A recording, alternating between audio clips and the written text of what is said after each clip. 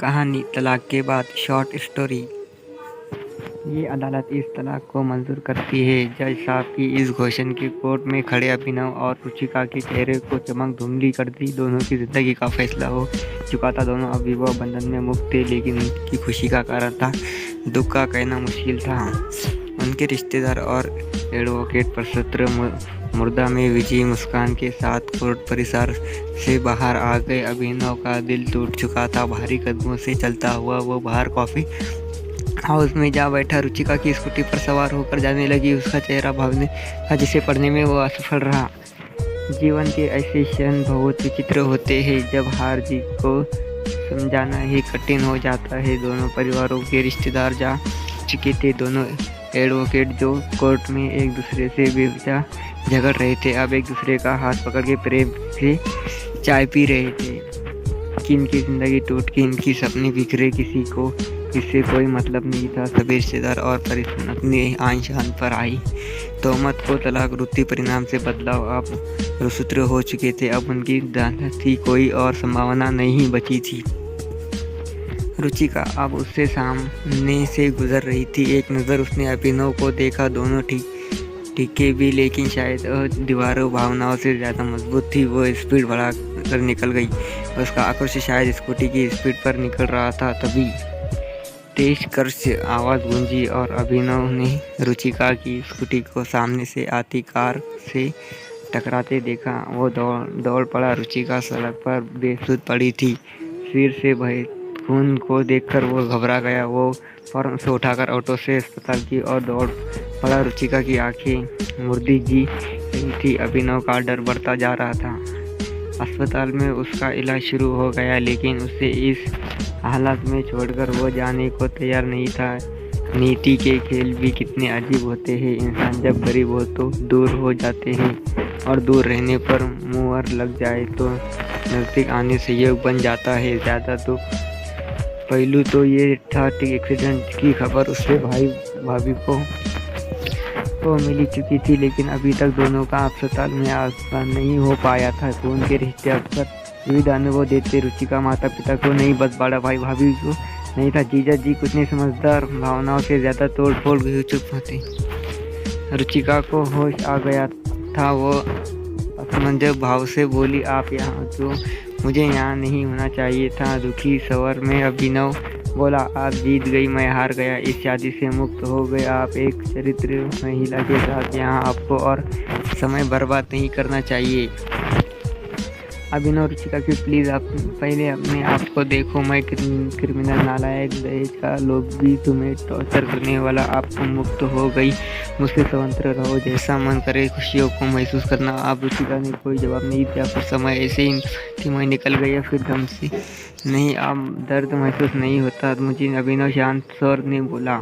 क्यों? मैंने कसम दिलाई थी अपनी, वो तो मान लेते। मुझे ऑपरेशन से भी बड़ा काम करना था। रुचिका, आप कब समझोगे? अपने लिए भी करना सीखो सबका ख्याल, लेकिन खुद उसका। रुचिका ने वाकई अधूरा छोड़ दिया। नहीं, अगर ख्याल रखता हो तो तुम यूं ही ना खोता। एक हारा हुआ इंसान हूँ मैं।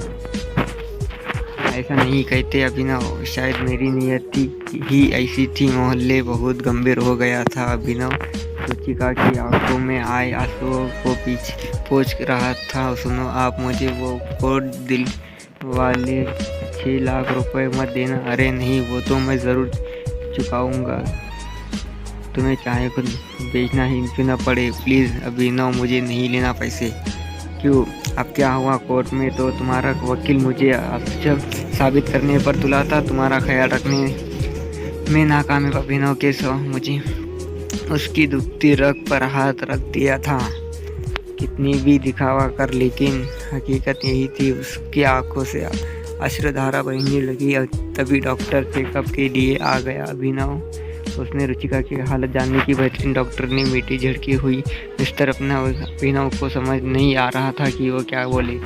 पिछले 2 साल से दोनों अलग रहे थे। तलाक की पहली रुचिका की ओर से हुई थी। इसमें उसकी भाभी और जीजा की मुख्य भूमिका थी, जिनकी सोच अभिनव से कभी मेल नहीं रही थी। तलाक को रोकने के लिए उसने में भी दोनों बोलने हुए लगे। भाभी दीवार की तरफ मिली। डॉक्टर जा चुके थे। रुचिका फिर से बोलने लगी, आप घर जाइए प्लीज, आपकी मम्मी खुशखबरी सुनने को तड़प रही होंगी। तुम्हें इस हाल में छोड़कर कैसे जा सकती हो? दुखी अब रह गया तुम, मुझे दो शब्द तुम ही ना भेजते। चलो छोड़ो, अब सब बदल गया है, अलग रास्ते नहीं जिंदगी, इसलिए प्लेटफॉर्म छोड़ो। रुचिका की हंसी के पीछे का दर्द साफ झलक रहा था। एक बात पूछूं क्या, तुम्हें सच में लगता है कि मेरे किसी और से प्रेम संबंध है? अभिनव उदास पूछा। नहीं, मैं जानती हूँ आप ऐसे नहीं हो। तो फिर तुमने कोर्ट में मेरे लिए ऐसी बातें क्यों की? इसलिए ताकि आप मुझसे पीछा छुड़ा सको। आपके घर वाले यही तो चाहते थे कि मैं आपकी ज़िंदगी से दूर जाऊँ। अभिनव कुछ बोला था उससे पहले रुचिका की भाभी बनने लगा मिस्टर अब लेकर। अभिनव खून का घुट पीकर रह गया। वहाँ हंगामा खड़ा करना व्यवस्था था। भाई रुचिका को समझा रहा था कि सब अभिनव की क्या धारा है वो बदलने लगा है कि उसकी जान ले सकता है। रुचिका चुप नहीं रह सकती, अकेले छोड़ दो नहीं चाहती अभिनव, वो रहना बंदी। घर पहुंचते ही उसे एक और झटका लगा। ड्राइंग रूम में बहन भाइयों वगैरह सब जीत का जश्न मना रहा था। टेबल पर मिठाई सजी थी, मानो मन की ऐसी विचित्र उसे कोफ्ता होने लगी। क्या इंसान इतना आवेशित हो सकता है कि वह एक मन से भी अपनी जीत हार का समझने में लगा था। रात के 9 बज रहे थे। बिस्तर पर पड़ा अभिनव करवटें बदल रहा था। उसे आज जीवन का कड़वा सच महसूस हो रहा था। रिश्ते की अहमियत तभी समझ आती है जब सब कुछ ध्वस्त हो जाता है। रुचिका 2 साल पहले घर छोड़कर जा चुकी थी, पर एक उम्मीद थी कि वो वापस ज़रूर आएंगी। लेकिन आज कोर्ट की मोड़ ने वो उम्मीद ही ख़त्म कर दी थी। उसकी आंखें नम हो गई। अलमारी में आज भी रुचिका की कुछ साड़ियाँ कपड़े रखे थे जिन्हें अभिनव ने समित्र धारा से समझकर सही रखा। रुचिका की अवश्य जैन, लेकिन उसकी हर ज़रूरत को बिना कहे पूरी कर दिया। बीते पाछे और घटनाएं यादों आने लगी। माँ बाप की रुचिका का रिश्ता आते ही घर में भूचाल आया था, लेकिन उसकी फोटो ने अभिनव का दिल जीत लिया था। सुंदर, सुशील और ज़माने की सताई सी दबी छुपी हुई थी आंखों में पढ़ लिया था। जब वो उसे देखने गया तब गंभीर मूर्ति की तरह बैठी रुचिका की आंखों ने बहुत कुछ बयां करा दिया था। उसमें नई लड़कियों जैसा उमंग और जोश नजर नहीं आया था। उसके एक कथन, आपको जीवन में मुझसे कभी कोई शिकायत नहीं मिलेगी, ना अभिनव का दिल जीत लिया था। इस एक पंते पर शादी का फैसला कर दिया था।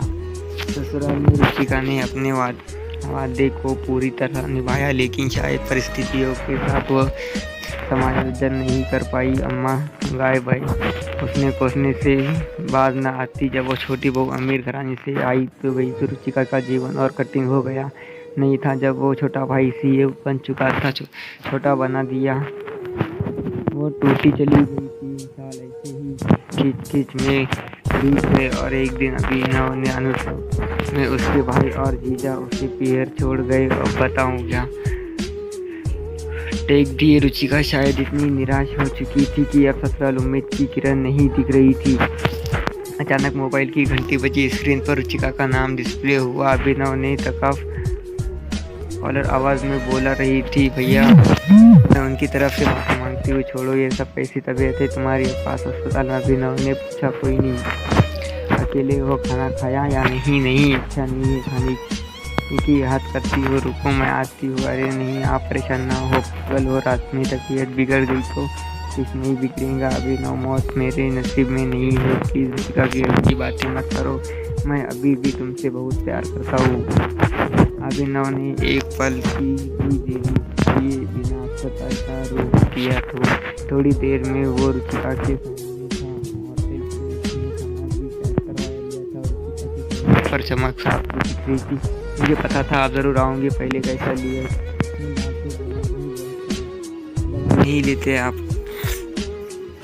अरे दवा वगैरह सब लेता हूँ, पैसे भी है, अब 4 लाख जमा कर लिया है, वो तुम ले लेना। रुचिका उसे निहार रही थी। भारतीय पत्नी का ज़्यादा प्रगाढ़ तबीयत होता है, हाथ धोना चाहिए थी। अभिनव ने उसे सहारा देकर उठाया और वॉशरूम की ओर ले जाने लगा। कुछ देर बाद दोनों खाना खाने लगे।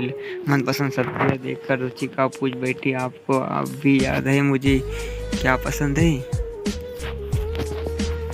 क्यों, तुम्हें क्या लगता है कि मैं तुम्हें भूल सकता हूँ? अभिनव ने भावपूर्ण स्वर में पूछा। रुचिका मौन रही। दोनों खाना खाने लगे। उस अभिनव ने उसे इशारे से कहा, शरीर मानसी जिसकी ज़रूरत पर्याय रहती है। कुछ पल के बाद अभिनव, मेरी एक बात मानोगी के स्वर में उम्मीद महसूस हो रही थी। वापिस चलो तुम, मुझे तुम्हारी ज़रूरत है। रुचिका के मुंह से शब्द उच्चारित नहीं हो रहे थे। उसका सिर अभिनव के सीने से गया। गलतियों को दोनों ने समय रहते सुधार लिया। भूत की कहानियाँ।